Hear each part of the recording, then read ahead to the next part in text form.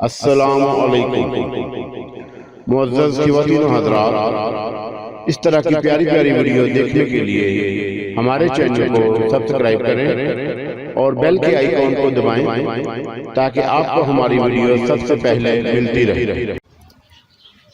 السلام علیکم دوستو، پیش خدمت ہے اوتار ایپیسوڈ نمبر 19۔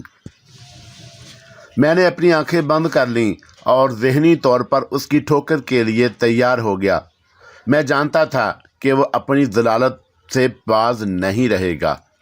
چلو اٹھو دیوا جی، چند ثانیوں کے بعد اس نے حکم دیا، تمہاری خاصی تواضع ہو گئی ہے، اب سیدھے ہو کر بیٹھ جاؤ۔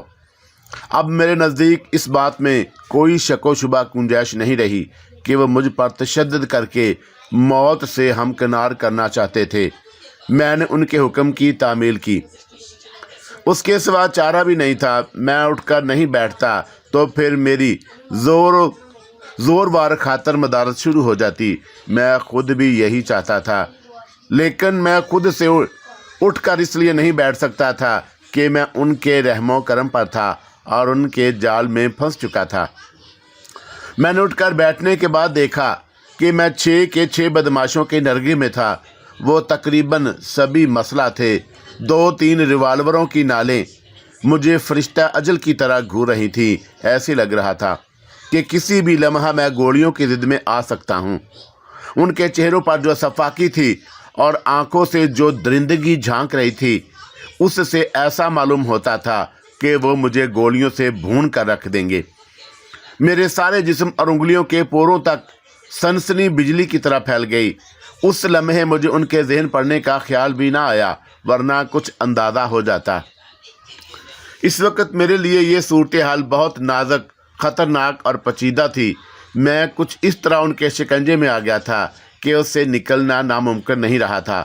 میں نے دل میں پکارا، پونم پونم، بھگوان کے لیے تھوڑی دیر کے لیے تو آ جاؤ، کھڑے ہو جاؤ۔ اور اس مرتبہ وہ دوسری مرتبہ بہت ہی بری طرح دھاڑا تھا۔ میں ابھی تک اس کی آواز کی صورت نہیں دیکھ پایا تھا۔ میں نے کھڑے ہو کر اس کی طرف دیکھا جو مجھ پر مسلسل حکم چلا رہا تھا، اور اس حرامزادے نے میرے جبڑوں پر بے دردی سے ٹھوکریں ماری تھیں۔ اس کے چہرے پر نظر پڑتے ہی میرا دل اچھل کر حلق میں دھڑکنے لگا، رگوں میں لہو سرد پڑنے لگا۔ اسے انسانی مخلوق تو کہا نہیں جا سکتا تھا، جنگلی سور اور شاید کوئی درندہ بھی ایسا نہیں ہوتا ہوگا۔ وہ پورا گنجا تھا، نصف چہرہ سور جیسا اور باقی نصف چہرہ ہاتھی سے مشابہ۔ ہاتھی کی طرح چھوٹی چھوٹی گول گول آنکھیں، اور اس کی مونچھوں کی یہ کیفیت تھی کہ گویا بال نتنوں میں گھاس کی طرح اگ کر باہر نکل آئے ہوں۔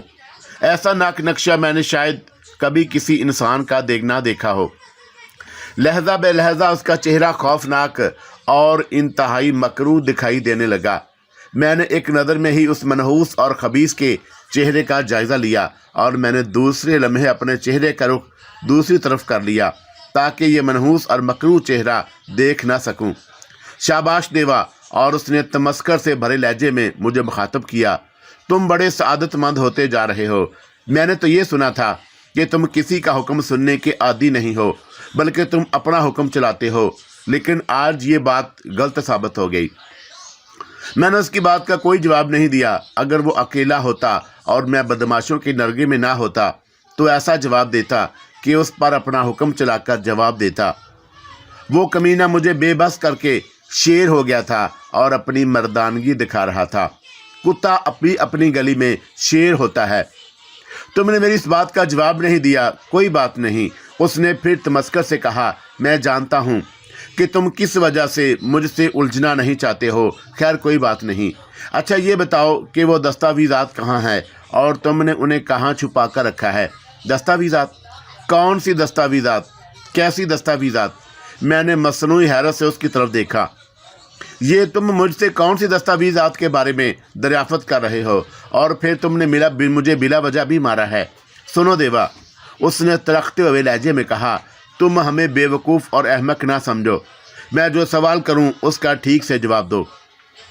اگر تم نے مجھے بے وقوف بنانے کی کوشش کی تو میں تمہارے جسم کے ٹکڑے ٹکڑے کر کے مچھلیوں کو کھلا دوں گا۔ شاید تم جانتے ہوگے کہ انسانی گوشت جانداروں میں سب سے زیادہ لذیذ ہوتا ہے، مچھلیوں کی یہ سب سے مرغوب غذا ہے۔ یہ محض اس کی خالی کھولی دھمکی نہ تھی، اور وہ ان دستاویزات کے حصول کے لیے بربریت کا مظاہرہ بھی کر سکتا تھا، کیونکہ ان کے نزدیک آدمی کی کوئی اہمیت نہیں تھی۔ وہ صرف یہ جانتا تھا کہ ہر صورت میں اس کے حکم کی تعمیل ہو۔ پانسا میرے خلاف پلٹ چکا تھا، بازی میرے ہاتھ سے نکل گئی تھی، موت کا فرشتہ میری نظروں کے سامنے کھڑا تھا، لیکن اسے یہ نہیں معلوم تھا کہ وہ خواہ مجھ پر کیسا ہی تشدد کیوں نہ کرے، میں ایک لفظ بھی اگل نہیں سکتا۔ لیکن اس شخص کو الگوانے کا فن آتا تھا، کیونکہ یہ ایذا رسانی کا ماہر تھا۔ میں نے اس کے ذہن سے معلوم کر لیا کہ اس نے بڑے سے بڑے خطرناک دشمن اور بدماشوں پر تشدد کر کے ان سے بہت کچھ اگلوا لیا تھا، اور اس کی ایذا رسانی برداشت کرنا ہر کسی کے بس کی بات بھی نہیں تھی۔ اس لیے بھی وہ اپنے آپ کو بڑا ترم خان سمجھتا تھا، اس لیے اس کے خیال میں کچھ نہیں بیچتا تھا۔ پروفیسر نارنگ نے میرے تعاقب میں خون خوار شکاری کتوں کو بھیجا تھا، اور اسے اس بات کا احساس ہو گیا تھا کہ میں سیاہ بکس حاصل کر لوں گا۔ اسے میرے بارے میں بہت کچھ معلوم ہو چکا تھا۔ میں نے دل میں بھگوان کی سوگند کھائی کہ میں مر جاؤں گا مگر اسے اس سیاہ بکس کے بارے میں کچھ نہیں بتاؤں گا۔ وہ اپنے تمام حربے آزما کر دیکھ لے، دل میں جو بھی ارمان ہیں وہ پورے کر لے۔ تم مجھ سے جس دستاویزات کے بارے میں پوچھ رہے ہو، اور میں اس کے بارے میں بالکل بھی کچھ بھی نہیں جانتا، میں نے اسے جواب دیا۔ اجیت کمار کہاں ہے؟ وہ نظر نہیں آ رہا، وہ گھبرایا۔ شرافت سے اس کے بارے میں بتا دو۔ وہ ادھر ادھر دیکھنے لگا۔ اس کے سوال سے یہ ظاہر ہو گیا تھا کہ انہیں اجیت کی لاش دکھائی نہیں دی، جو یہاں سے کچھ فاصلے پر جھاڑیوں میں پڑی تھی۔ اجیت کمار؟ میں نے اس کی طرف متعجب نظروں سے دیکھا۔ مجھے کیا معلوم کہ وہ کہاں ہے، اور مجھے اس سے کیا غرض ہو سکتی ہے؟ دیوا، تم میرا وقت ضائع کر رہے ہو، وہ گرجا۔ کیا تم یہاں محض وقت گزاری کے لیے آئے ہو؟ یہاں کوئی چھوکری بھی نظر نہیں آ رہی ہے۔ ہاں، میں نے اس بات میں سر ہلا کر جواب دیا۔ یہاں آنے کے بعد مجھے احساس ہوا کہ مجھے کسی نوجوان لڑکی کو ساتھ لانا تھا۔ میں یہاں اس لیے بھی آیا ہوں کہ ایسے جزیروں پر خوبصورت اور مختلف ممالک کے پرندوں کا بسیرا ہوتا ہے، میں انہیں دیکھنے آیا ہوں۔ میرے جواب پر اسے تاؤ آ گیا، اور اس نے اچانک ایک زوردار مکہ میرے رسید کر دیا۔ چونکہ میں اس کے لیے تیار نہ تھا، میں چکرا کر زمین پر گر پڑا۔ میں نے بیٹھنے اور کھڑا ہونے کی کوشش نہیں کی، کیونکہ اس طرح زمین پر پڑے رہنے میں میری عافیت تھی، مگر وہ مجھے کہاں بخشنے والا تھا، ایک نمبر کا حرامی تھا۔ اس نے جھک کر میرا گریبان پکڑ کر مجھے اٹھایا، پھر کھڑا کر دیا۔ تم جا کر اجیت کمار کو تلاش کرو، اس نے ایک بدماش سے کہا، اور اس کی موٹر بوٹ تو ہے، تو وہ بھی یقیناً یہیں موجود ہوگا۔ وہ بدماش فوراً ہی ایک سمت چل پڑا۔ میں نے دیکھا نہیں کہ وہ کس سمت جا رہا ہے، اگر دیکھتا تو اسے شک سا ہو جاتا۔ میں تمہیں ایک ہی صورت میں زندگی کی ضمانت دے سکتا ہوں، وہ بڑی سنجیدگی سے کہنے لگا۔ جھوٹ سے تمہیں کوئی فائدہ نہیں ہوگا، جھوٹ کا صاف پتہ چل جاتا ہے، سچ بولو گے تو فائدے میں رہو گے۔ ہم جانتے ہیں کہ تم یہاں اجیت کمار کے تعاقب میں آئے ہو، اور تم اس بات سے انکار نہیں کر سکتے۔ ہاں، اگر کوئی عورت تمہارے ساتھ ہوتی تو بھی ہم یہ سمجھتے کہ تم اس سنسار اور ویران جزیرے پر ہنی مون منانے آئے ہو۔ ہم نے یہاں آتے ہوئے ایک جوڑے کو واپس جاتے دیکھا تھا۔ تم اچھی طرح سمجھ رہے ہو کہ میں سچ بول رہا ہوں، اور تم میرے سوالات کا صحیح جواب دے کر ہی واپس بمبئی خیریت سے واپس جا سکتے ہو۔ وہ مجھے زندگی اور سلامتی کا لالچ دے رہا تھا، لیکن اب مجھے احساس ہو گیا تھا، اور میں یہ بات بخوبی سمجھ گیا کہ میری زندگی اس وقت تک سلامت ہے جب تک وہ دستاویزات نہیں پا لیتے۔ دستاویزات ان کے حوالے کرنا موت کو دعوت دینے کے مترادف تھا۔ وہ مجھے قتل کر کے میری لاش پھینک جاتے تاکہ میں گدھوں کی غذا بن جاؤں۔ پاگل، تم میری بات کو سچ تسلیم کیوں نہیں کر رہے؟ میں نے تیز و تند لہجے میں کہا۔ میں تمہیں کس طرح اپنی سچائی کا یقین دلاؤں؟ اسے توقع نہیں تھی کہ میں اسے پاگل کتا کہہ کر مخاطب کروں گا۔ وہ مشتعل ہو گیا، اور اس کا چہرہ سرخ ہو گیا، اور اس کی آنکھوں میں خوف اتر آیا تھا۔ اس سے میرا لب و لہجہ اور یہ گالی برداشت نہ ہو سکی، اور اس نے یکے بعد دیگرے مکے رسید کر کے مجھے بے ہوشی کی دنیا میں پہنچا دیا۔ میں کافی دیر کے بعد ہوش میں آیا تھا، اور انہوں نے مجھے ہوش میں لانے کی خاصی تدبیریں کی ہوں گی، اور جس وقت میں ہوش میں آیا उस वक़्त वो मेरे सीने पर सवार था और उसने मुझे होश की हालत में देखते ही मेरे मुंह पर 2-3 थप्पड़ लगाए और फिर वो सूअर जैसी आंखों से घूरते हुए गुस्से से बोला, मैं तुम्हारे पूरे जिस्म की तमाम हड्डियां तोड़ डालूंगा देवा। मैं कितना हरामी हूँ, मैं क्या हूँ तुम नहीं जानते हो। मैंने सोचा कि उससे कहूँ कि वाकई तुम हरामी हो। तुम्हारा बाप कौन है तुम्हारी माँ भी नहीं जानती होगी, तुम भी क्या जानोगे। लेकिन मैंने ये बात कहने से ये बेहतर समझा कि खामोशी इख्तियार कर लूँ। खामोशी से बेहतर जवाब कोई नहीं था और मैं उसकी धमकी में नहीं आया था, क्योंकि मैं ये बात जानता था कि वो मुझे ज़िंदा सलामत रखने पर मजबूर है, इसलिए कि मेरी मौत से उसे दस्तावेज़ात नहीं मिल सकती।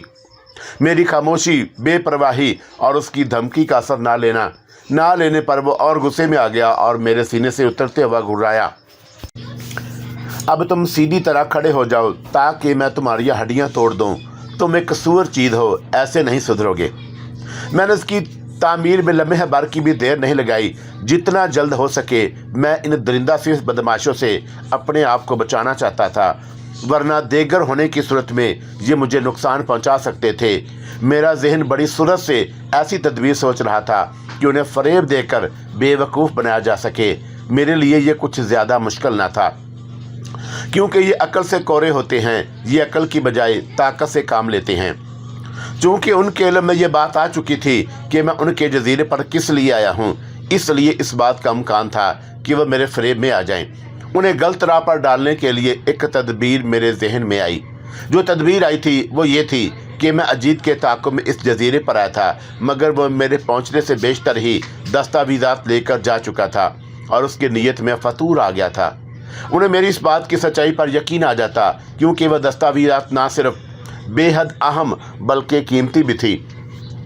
वो मुझे खुशकी पर मेरे बयान की तस्दीक तक ज़िंदा रहने देते। अजीत की लाश का उनके हाथ ना लगना मेरे बात की सच्चाई की गवाही थी।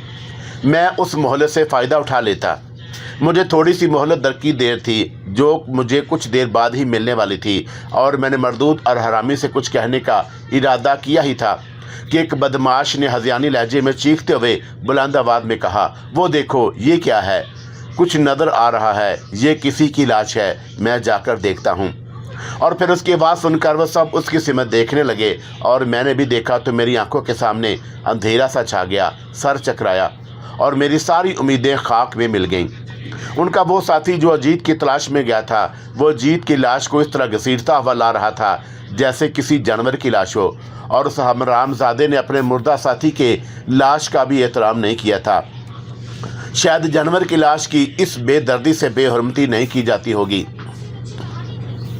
उनके नज़दीक इंसान की कोई कदर नहीं थी और उसने लाश सामने लाकर डाल दी। सभी अजीत कुमार की लाश को देखने लगे। ज़मीन पर घसीट कर लाने से अजीत की लाश की हालत और अबतर और बेहद खस्ता हो गई। ऐसे लग रहा था जैसे कई दिनों की लाश हो और चेहरे का गोशा और आंख का एक हिस्सा रगड़ की वजह से उड़ गया था। ये झुलसी हुई लाश थी। मुंह उसका भयानक अंदाज में खुल गया था। मौत से उसकी लाश भयानक बन गई। ये इबरतनाक मौत थी।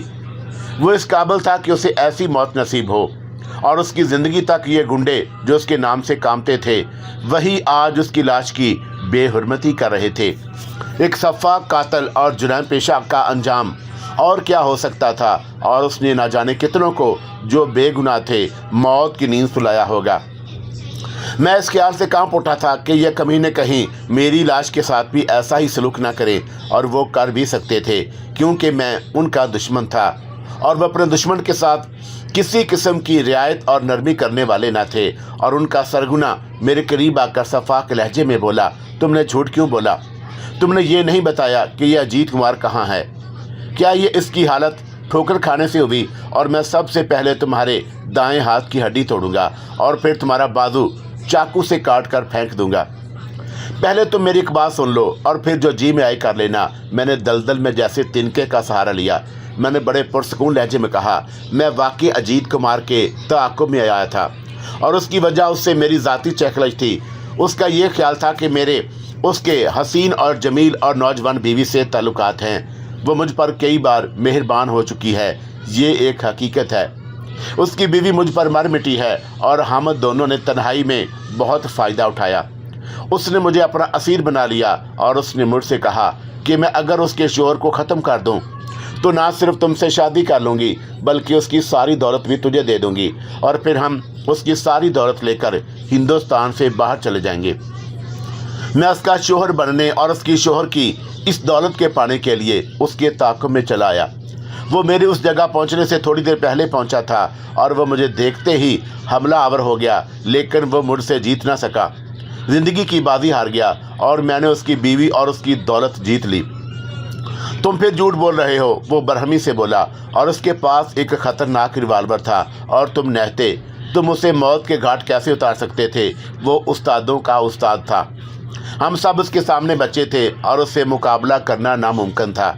हम दोनों में कुछ देर तक तकरार होती रही। वो आग बगोला होकर कहता रहा कि तुमने मेरी बीवी को वर्गलाया और उसने अपने आप को तुम्हारे हवाले कर दिया, मैं तुम्हें जान से मार दूंगा। और मैंने उसे तैश में देखकर उसके हाथ से रिवाल्वर छीन लिया था। बहुत खूब देवा, वो ज़ोरदार कहकर लगाकर हंसा। तुमने बड़ा अच्छा लतीफ़ा सुनाया और खूब मज़ा दे गया और तुमने जी खुश कर दिया, गोया तुम लतीफ़ाबाद भी हो, सुरागर सा कम। ये आज एक नया इंकशाफ हुआ कि तुम रिवाल्वर छीनने में भी महारत रखते हो। और फिर उसने तवक्कुफ़ करके जेब से रिवाल्वर निकाला और फिर उसे उंगलियों पर नचाते हुए बोला, अच्छा तुम इसे छीन कर दिखाओ, तुमने छीन लिया तो तुम्हें आज़ाद कर दूंगा। मैं समझ गया कि वो मेरा मजाक उड़ा रहा है और मेरे साथ तफरी कर रहा है।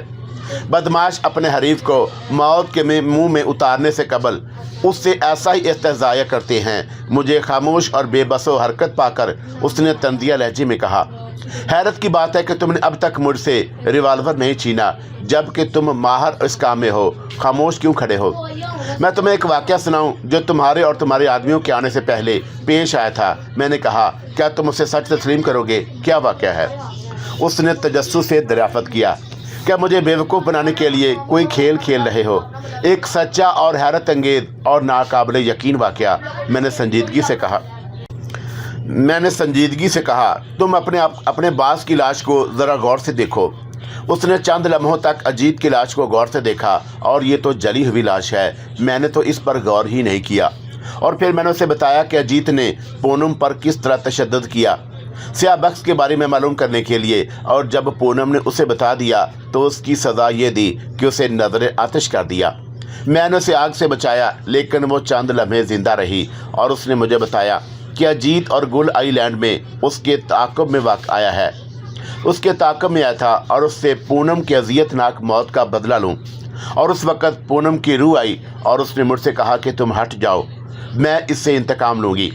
अजीत ने उसे देख कर रिवाल्वर निकालकर उस पर पे दर पे फायर किया और उसका रूह का कुछ नहीं बिगड़ा। और फिर उसने अजीत की तरफ एक फूंक मारी, फूंक शोला बन गई और उसने अजीत को जला दिया। अगर मेरी बात का यकीन नहीं आ रहा तो जहां उसकी लाश थी वहां उसका रिवाल्वर भी पड़ा हुआ है और उसमें एक गोली भी मौजूद नहीं। नार सूंघ कर देखो तो उसमें बारूद की बू आएगी। पूनम की रूह इंतकाम लेकर परलोक वापस चली गई। देवा, तुम सुरागर सानी छोड़कर फिल्म स्टोरी लिखना शुरू कर दो, वो तमस्कर से बोला, और तुम में बेहतरीन स्टोरी राइटर बनने की सलाहियतें मौजूद हैं। उस तरफ देखो, एक बदमाश ने समुंदर की तरफ इशारा किया। क्या हसीन नज़ारा है, जी खुश हो गया। सभी उसकी जानब देखने लगे। एक ख़ास बड़ी सफ़ेद मोटर लॉन्च समुंदर का सीना चीरती हुई हमारी सिमत आ रही थी और मेरा ख्याल था कि यह समुंदरी कश्ती पुलिस की लॉन्च होगी, मगर वो लॉन्च साहल से 50-60 गज के फासले पर दूसरी तरफ मुड़ गई और उसमें 2 आदमी बैठे थे जो हमारी तरफ देख रहे थे। वो साहल से 100-200 गज दूर जाकर हमारी तरफ मुड़ती दिखाई दी। ये देख कर के उसने अपने साथियों से कहा, हमें यहाँ से हटकर अंदर चलना चाहिए। इस तरह यहाँ खड़े रहने से उन्हें शक हो सकता है कहीं वो पुलिस के आदमी ना हों। और फिर उसने मुझसे कहा कि तुम्हारा दिमाग अभी दुरुस्त नहीं हुआ, तुम दस्तावेज़ात के बारे में बताओ। तुम नहीं बताओगे तो तुम्हारा हशर अजीत से भी बदतर हो सकता है। पूनम की रूह तुम्हें बचाने आने से रही, वो मेरे पास नहीं है। मैंने ज़ैर खान से कहा, मैं आसमान से लाकर तुम्हारी खिदमत में नहायत अदब से पेश कर दूं। वो कमीना और शैतान और हरामज़ादा पहले ही से अंदर ही अंदर बुरी तरह खोल रहा था और मेरे उस जवाब ने उसे और तपा दिया, और जैसे मैंने उसके वजूद पर दहकता हुआ अंगारा रख दिया हो और उसने मुझे फिर घौंसा मारकर गिरा दिया। और मैं जैसे ही ज़मीन पर गिरा फ़ौरन ही झुक कर मेरा गिरीबान पकड़ लिया। और तब मैंने दिल में सोचा کہ یہ بدماش اس طرح میرے سارے بدن کی ساری ہڈیاں توڑ دے گا۔ اور مجھے اس وقت شیر معصور ٹیپو سلطان شہید کا مقولہ یاد آیا۔ انہوں نے کہا تھا کہ گیدڑ کی 100 سال کی زندگی سے شیر کی ایک دن کی زندگی اچھی۔ اور تب میں نے سوچا کہ گیدڑ کی طرح مرنے سے بہتر ہے اس سے مقابلہ کروں۔ اور اب مجھے اپنے بازوؤں اور صلاحیتوں کو آزمانے کے سوا چارہ نہیں رہا تھا، بہت ہو چکا تھا۔ اب اپنے مسلح ساتھیوں کی موجودگی میں شیر ہو کر میری خاصی درگت بنا چکا تھا۔ ارے یہ دیکھو، یہ کیا ہے؟ ایک بدماش نے پرجوش لہجے میں کہا، اور اس کے لہجے میں سرشاری سی تھی۔ یہ بدماش جو مجھ پر جھکا ہوا تھا، اپنے ساتھی کی آواز سنتے ہی سر گھما کر سمندر کی طرف دیکھا، اور پھر پوری طرح متوجہ ہو کر دیکھنے لگا۔ لانچ شور کرتی ساحل کی طرف بڑھ رہی تھی اور کنارے سے ذرا دور ہو کر سمندر کی طرف مڑ گئی۔ اور اس وقت جو منظر دکھائی دیا وہ ناقابل یقین تھا۔ شاید اس کی وجہ یہ بھی تھی کہ میرے حواس معطل ہو رہے تھے، لیکن یہ ایک ایسی حقیقت تھی کہ اسے کسی طور جھٹلایا نہیں جا سکتا تھا۔ ایسا منظر ہماری ہندوستانی فلموں میں نہیں دکھایا جا سکتا اور نہ دکھایا گیا تھا، جبکہ ہماری فلموں میں بڑے بڑے بولڈ سین دکھائے جانے لگے ہیں، لیکن ایسا منظر مغربی فلموں کا حصہ ہوتے ہیں۔ یہ ایک رنگین خواب تھا۔ لانچ کے پیچھے ایک رسی بندھی ہوئی تھی اور اس رسی کے آخری سرے کو ایک جوان عورت تھامے ہوئے اسکیٹنگ کر رہی تھی۔ یہ کوئی نئی یا حیرت کی یا معیوب بات نہ تھی، لیکن سب سے زیادہ حیرت انگیز بات یہ تھی کہ عورت کے بدن پر لباس نام کی کوئی چیز نہیں تھی، ایک دھجی تک نہ تھی۔ وہ اس حالت میں اسکیٹنگ کرتی، اسکیٹنگ کے جوتے نما لمبے ٹخنوں پر کھڑی ہوئی پانی میں ادھر سے ادھر شارک مچھلی کی طرح تیرتی جا رہی تھی۔ ساحل کے قریب مڑتے وقت اس نے ایک بار ہماری طرف مڑ کر دیکھا۔ دوسرے لمحے میں نے اسے فوراً ہی پہچان لیا۔ میں اسے کیسے نہیں پہچانتا؟ میں تو اسے ہزاروں میں نہیں لاکھوں میں پہچانتا تھا۔ یہ روپا چندروتی تھی۔ وہ میرے لیے ایک عجیب و غریب عورت تھی۔ معلوم نہیں اسے اس وقت کیا سوجی تھی کہ وہ ایسے وقت میں اس فطری حالت میں اس کے جزیرے کے پاس اسکیٹنگ کرتی پھر رہی تھی، اور اس نے ہمارے قریب سے گزرتے ہوئے اپنا ایک ہاتھ فضا میں بلند کیا تو ایک بدماش نے جیسے سرکاری اعلان کیا، یہ لڑکی تو بغیر لباس کے ہے، کیا اس کا چہرہ جانا پہچانا نہیں لگ رہا؟ یہ کون ہو سکتی ہے؟ تمام بدماش روپا چندروتی کے بیل باز جسم کے نظارے سے محفوظ ہونے لگے، اور اس کا جسم خوبصورت اور کشش کے خزانوں سے بھرا ہوا تھا، اور وہ سب کے سب اس ہیجان خیز اور رنگین نظارے میں ایسے کھو گئے کہ انہیں دنیا مافیا کی جیسے کچھ خبر نہیں رہی۔ عورت سے حسین دلکش نظارہ دنیا میں کوئی ہے بھی نہیں، اور یہ لمحہ میرے لیے بہت اہم اور بے حد قیمتی بھی تھا۔ وہ خبیث ابھی تک مجھ پر جھکا ہوا تھا اور میرا گریبان پکڑے ہوئے تھا، اور اس وقت روپا چندروتی کو ندیدی نظروں سے گھورے جا رہا تھا۔ ایسے لگ رہا تھا جیسے اس نے اپنی زندگی میں آج تک کوئی عورت نہیں دیکھی، اور یہ نظارہ اس کے لیے نیا اور انوکھا ہے۔ میں نے اس لمحے سے فائدہ اٹھاتے ہوئے جو کچھ کیا شاید وہ 1 گھنٹے میں بھی نہیں ممکن نہیں تھا۔ میرے گھٹنے کی زوردار زبر ضرب نے اسے بے حال کر دیا، اور حلق سے دل کراش آواز نکالتے ہوئے پیچھے ہٹنے لگا، اور میں نے اپنی گرفت مضبوط کر لی، اور پھر میں برقِ صورت سے اٹھ کھڑا ہوا، اسے ڈھال بنا لیا، اور اب اس کا ریوالور میرے ہاتھ میں تھا۔ اس خبیث کا سر میرے شانے پر جھول رہا تھا، اور وہ میرے ضرب کی تاب نہ لا کر بے ہوش ہو گیا تھا۔ میری یہ حرکت نازیبا، نامناسب اور اوچھی قسم کی تھی۔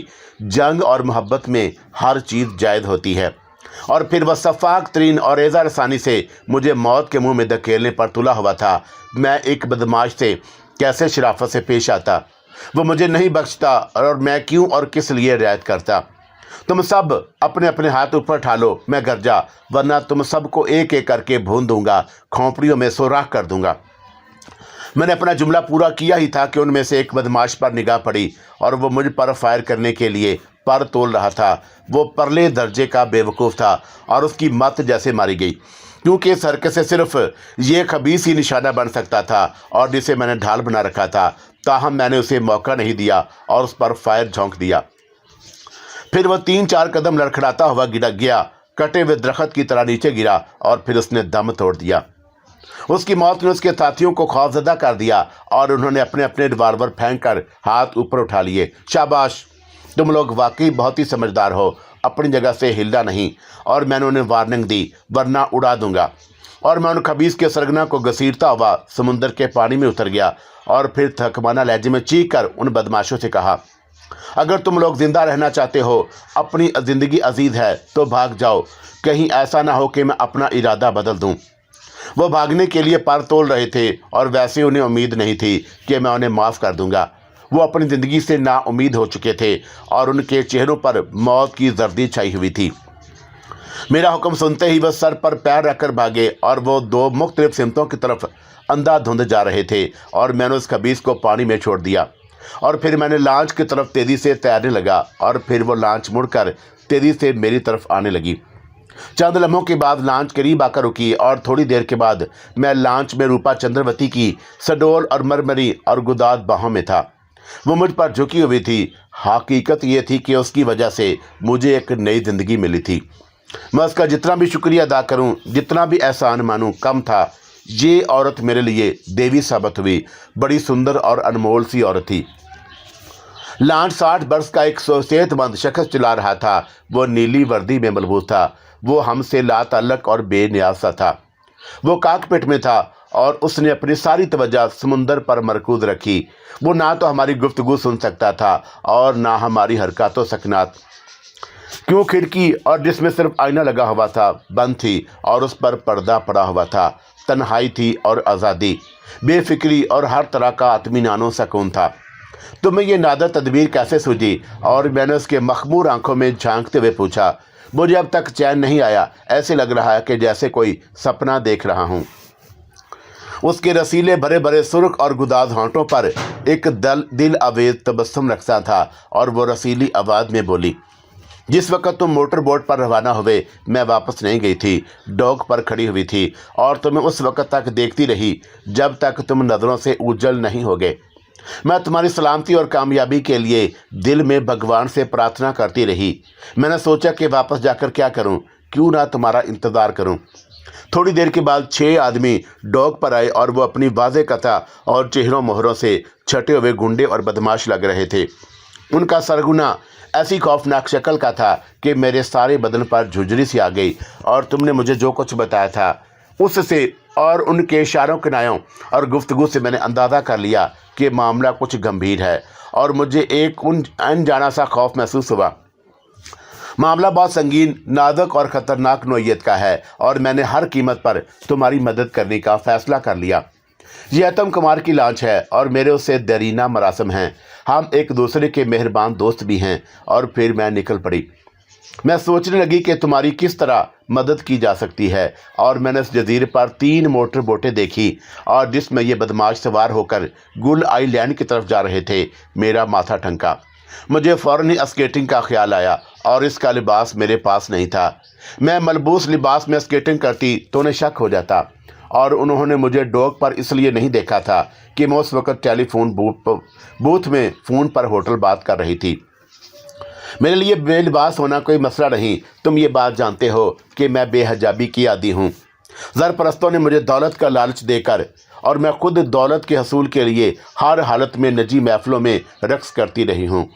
مرد ہوس پرست ہوتے ہیں، جانے کیوں، اور وہ کسی دوسری عورت کو بے حجاب دیکھ کر بہت خوش اور محفوظ ہوتے ہیں۔ اتم کمار اور میرے درمیان کوئی پردہ نہیں رہا ہے، اور پھر میں نے اتم کمار سے اور جو لانچ چلا رہا ہے اسے بھی مشورہ کیا اور اپنا خیال ظاہر کیا۔ اس نے میری تائید کی، اور پھر میں نے لباس سے آزاد ہو کر اسکیٹنگ کی، اور میں نے بہت دور سے دوربین سے دیکھ لیا تھا کہ وہ مکروہ اور خوفناک شکل کا بدماش تمہارے ساتھ کیا سلوک کر رہا ہے، اور تم 6 عدد بدماشوں کے نرگے میں ہو اور ان کے رحم و کرم پر ہو، اور وہ مسئلہ بھی ہیں۔ میری تدبیر کامیاب رہی، اور وہ مجھے بے لباس دیکھ کر میری طرف پوری طرح متوجہ ہو گئے، اور تم نے اس سے فائدہ اٹھایا۔ پانسا فوراً ہی پلٹ گیا، اور وہ گنڈے بازی ہار گئے۔ بھگوان نے بڑی کرپا کی کہ تم صحیح سلامت میرے پاس ہو۔ میں تمہاری ذہانت پر جتنا عش کروں اور اس کی جتنی تعریف کروں کم ہے۔ اور میں نے ممنونیت بھرے لہجے میں کہا، تم میرے لیے دیوی ہو۔ یہ تعریف تو تم میرے ہاں چل کر بھی کر سکتے ہو۔ وہ بولی، اچھا یہ بتاؤ کہ کیا تمہیں دستاویزات مل گئیں جس کے لیے تم نے جان کی بازی لگائی؟ نہیں، ابھی وہ میری ملکیت میں نہیں ہیں۔ اور میں نے اس کے بالوں کو ہٹاتے اور سہلاتے ہوئے اسے اپنے بازوؤں کے حصار میں قید کر لیا۔ اس لمحے ایک خیال میرے ذہن میں بجلی کی طرح آیا کہ میرے آنے کے بعد وہ بدماش پھر سے دستاویزات کی تلاش کریں، اور شاید وہ سیاہ بکس تلاش کرنے میں کامیاب بھی ہو جائیں۔ اور مجھ سے ایک غلطی سرزد ہو گئی اور مجھے ان بدماشوں کو موٹر بوٹ میں سوار کروا کر بھیج دینا تھا۔ اب کوتاہی پر پچھتانے کا یہ وقت نہیں، اور ایک ایک لمحہ قیمتی تھا۔ اب بھی کچھ نہیں بگڑا تھا، میں اب بھی بہت کچھ کر سکتا تھا اور ان گنڈوں سے نمٹ سکتا تھا۔ میں نے سوچا کہ انہیں پہلی فرصت میں جزیرے سے بھگا دینا چاہیے، اور میرے ذہن میں جو تدبیر آئی تھی وہ میں نے ٹروپا چندروتی کو بتا دی۔ ہماری لانچ دوسرے جزیروں کی طرف رخ کر کے جا رہی تھی۔ اب گنڈوں سے سامنا ہونے کا خوف و خدشہ نہیں رہا، اور پھر ہماری لانچ انتہائی تیز رفتار تھی اور ان کی موٹر بوٹیں اس کی گرد کو بھی پا نہیں سکتی تھیں، اور انہیں تعاقب کرنے سے کچھ حاصل نہیں ہوتا۔ سب سے پہلے مجھے ان بدماشوں کے سرگنا کو پانی سے نکالنا تھا جسے میں پانی میں چھوڑ آیا تھا۔ ہماری لانچ کا رخ اس جزیرے کی طرف نہیں تھا جس پر بدماش ابھی تک موجود تھے، اور اس جزیرے کی طرف جا رہی تھی جو اس جزیرے سے 300 گز کے فاصلے پر واقع تھا۔ اور تھوڑی ہی دیر کے بعد ہماری لانچ اس جزیرے کے گرد چکر کاٹنے لگی، اور اس بات کا قوی امکان تھا کہ جزیرے پر موجود بدماش ہماری نقل و حرکت کا جائزہ لے رہے ہیں۔ اور ایک تو ان کے پاس دوربین موجود تھی، دوسری بات یہ تھی کہ وہ ہماری لانچ دور سے ہی دکھائی دیتی تھی۔ جب ایک پورا چکر لگ گیا تب میں نے لانچ کو رکوائی، اور ادھر کنارے پر گھنے درختوں کا سلسلہ دور تک چلا گیا تھا۔ لانچ کے رکتے ہی میں نے خشکی پر چھلانگ لگائی اور پھر برق رفتاری سے اندر کی طرف لپکا۔ دراصل میں انہیں فریب دینے کے لیے چال چلی تھی کہ دستاویزات اس جزیرے پر موجود ہیں اور میں انہیں لینے جا رہا ہوں، تاکہ وہ اس جزیرے پر دستاویز کی تلاش ترک کر دیں اور پھر نا امید اور مایوس ہو کر لوٹ جائیں۔ پھر میں کسی مناسب وقت پر ان دستاویزات کو آ کر نکال کر لے جاؤں، اور اس تدبیر کے علاوہ کوئی اور صورت نہیں تھی، اور میں اجلت بازی کر کے ساری محنت پر پانی پھیرنا نہیں چاہتا تھا۔ میں نے بدماشوں کے سرگنا کو پانی سے نکالنے کا خیال ترک کر دیا، کیونکہ اس کے ساتھیوں نے میرے جانے کے بعد اسے پانی سے نکال لیا ہوگا، اور جب وہ وہاں سے رخصت ہوں گے تو اجیت اور اس کے ساتھی کی لاش بھی شاید جزیرے پر چھوڑ جائیں، اور انہیں انسانوں سے کوئی دلچسپی نہیں تھی۔